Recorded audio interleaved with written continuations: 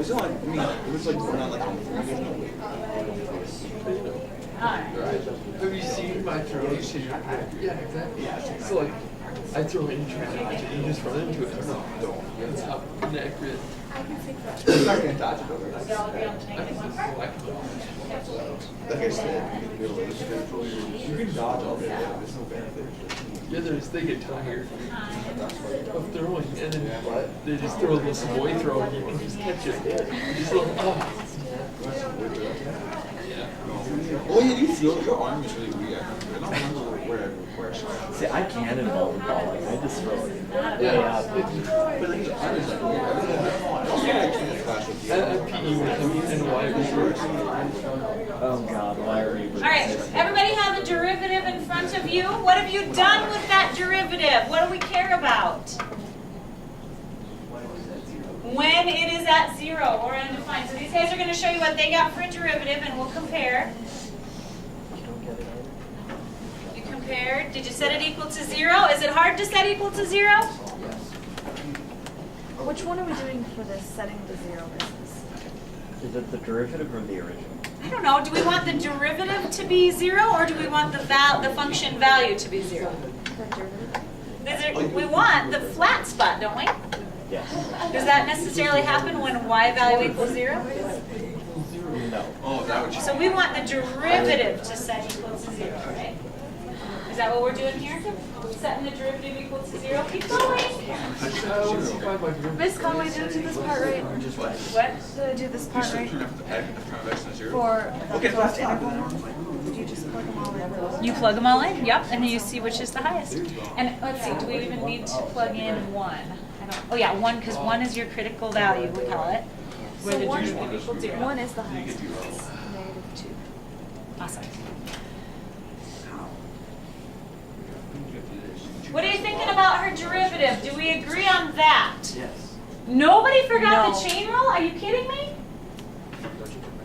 You all remembered it? -1. Yep.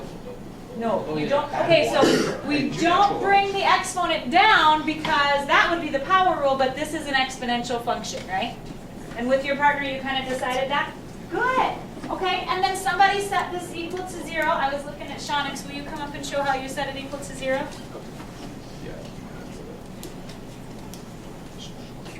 And again, let's just keep in mind, like, don't just follow the steps and do as you're told. Well, you should do as you're told sometimes.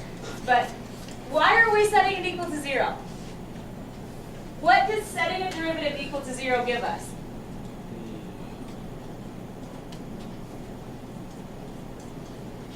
What does setting it equal to 0 do? The hump. Or the hump, right? We can have humps 2 ways, this way or this way. So that's why the next thing to do, like just setting a derivative equal to 0 doesn't guarantee that I have a max or min, does it? Because I could give you an example of a cubic, y equals x to the 3rd, the derivative equals 0 at 0, but that's not a max or min, is it? So just derivative equals 0 doesn't tell you a max or a min. It gives you a potential max or a min.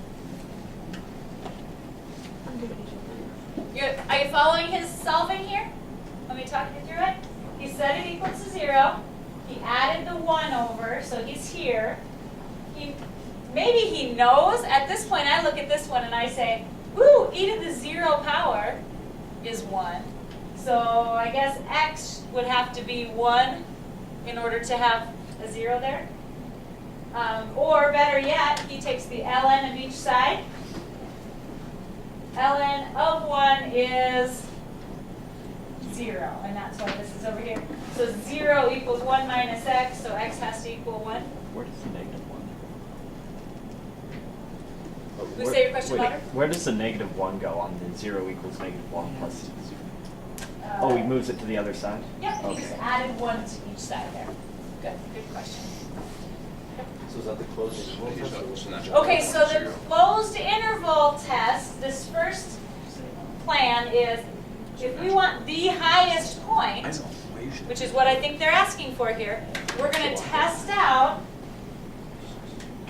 x equals 1. And we also need to test out the ends of the interval, because the highest point might just happen at one of the ends. So f of 0 and f of 3. And Ariana, will you come share your values that you got? Because then did you use your calculator to actually plug in those values? No. No? How did you get your values? Oh, wait. What You method like are plug we them on? into the equation. Yeah.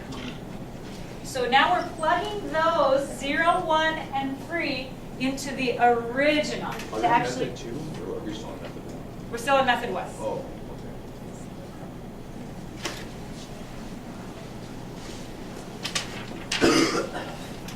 So of those three, negative 2.72, negative 2, hang on, negative 2.72 and negative 3.14 are lower, aren't they, than negative 2? I always have to think twice when I'm comparing negative values. Because if you said, which is the biggest of these, I couldn't tell you. I mean, like, I have to think. Negative 2 is the biggest of the three. This, she just plugged into the original equation. Because we want to know which one's highest. Literally, on the curve, which one's highest. The first derivative told us where the original curve was flat. So we knew that that was potentially a maximum. But it could have turned out that this, I mean, I don't know off the top of my head what this equation graph looks like. Maybe there's another place. These three, though, are the only possible maxes or mins. That's the beautiful thing about critical points. Critical points tell you the only times when your graph is changing behavior. Okay. So what did we do with the derivative? What was that for? The derivative part was to find, so we have a starting point. We have here, and then what if it did something else and we didn't know it? So setting the derivative equal to 0 was to find flat places on our graph that were potentially maxes. And that's what setting, we found 1 was potentially a maximum, and it turned out it was the max. why didn't we find f of 2? Why didn't we find f of 2? Yeah. Because I can guarantee nothing special is happening at 2. Because between, here's a good example of how a derivative is saving us some work. Because if we didn't, I mean, 2 is kind of arbitrary. Why didn't we try 0.5? Why didn't we try, I mean, like, how would you possibly narrow it down to all the things?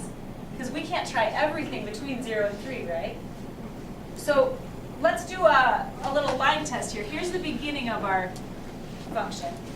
Here's the end of it at 3. And we know that at 1, something's happening, right? The derivative is 0.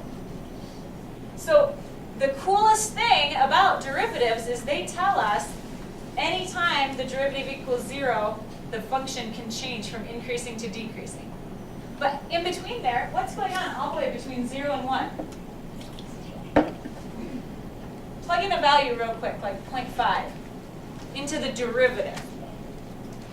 So here's our derivative, I think we said right here. If I put in 0.5 there, what's negative 1 plus e to the 1 minus 0.5? So in other words, e to the 0.5 power. Just a question. E is 2.72, Yeah, and then, okay. or approximated, right? But it's a number, yeah, around 2.7. So that, did you get a value? Yeah. What'd you get? 0.649. So that was a positive 0.649, right?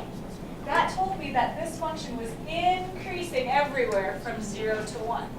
Now let's try a value like putting in 1.5 here. And this is what we call the sign test to determine if we have a maximum or minimum. This, on the AP test, you can show a sign evaluation like this, but you have to have words that go along with it. What do we get over here? Negative 3.9. Negative, Or negative 0.39. negative something, huh? So the reason we didn't try 2 is that I can guarantee this graph is simply decreasing. That's all it's doing, decreasing. It may decrease at different rates, but it's always decreasing. And in order to have a max or a min, we've got to have it like decrease and then increase. We call it monotonic. That's a new word for today. Guess what mono means? One. Monotonic means it behaves, the graph behaves in a monotonic way, we say, between critical values. So 1 and 3, all it's doing is increasing in there. So we saved ourselves some work. We didn't have to try 2, although I saw Ariana did it too. I mean, it just felt natural because 0, 1, like 2 would be in there. But I bet if you tried out a value there, you'd find, yep, it's between here and here, but the maximum happens at 1. What do you think? Is this making some sense? Okay. Okay, so we are pretty convinced, I'm pretty convinced, that there's actually a maximum happening at 1. If I was going to write down words like a justification, I would say the first derivative's value at 0.5 was positive. The first derivative's value was 0 at 1. The first derivative's value at 1.5 or whatever we tried was negative. Therefore, the function increases, it's 0, and then it decreases, or the slope is 0, and then the function decreases. So in words, you'd have to back up this picture. So this is the sign of f prime. Okay, so then the second derivative test. What does the second derivative tell us again?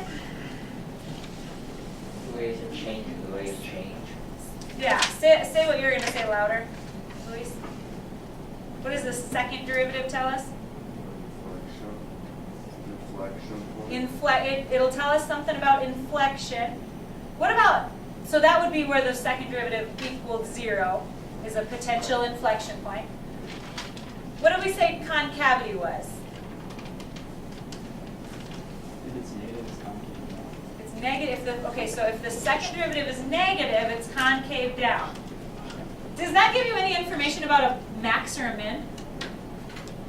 At a maximum, so I know I got a flat spot. That's what we did determine here, right? I got a flat spot. What do you think the second derivative should be? Positive or negative at a place where I've got a maximum? Negative. So, oh, I should have done that.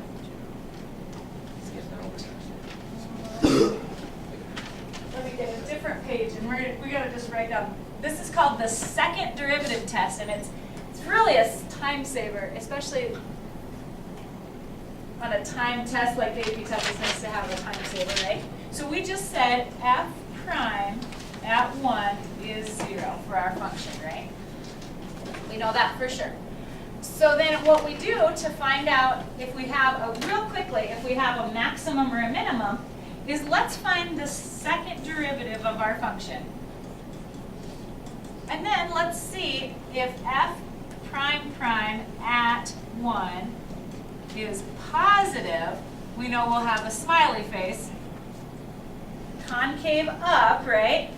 If it's concave up, and I know I've got a flat spot right here, f prime equals 0, then it must be a minimum. Whereas if I've got a second derivative that is negative, I think you just said this,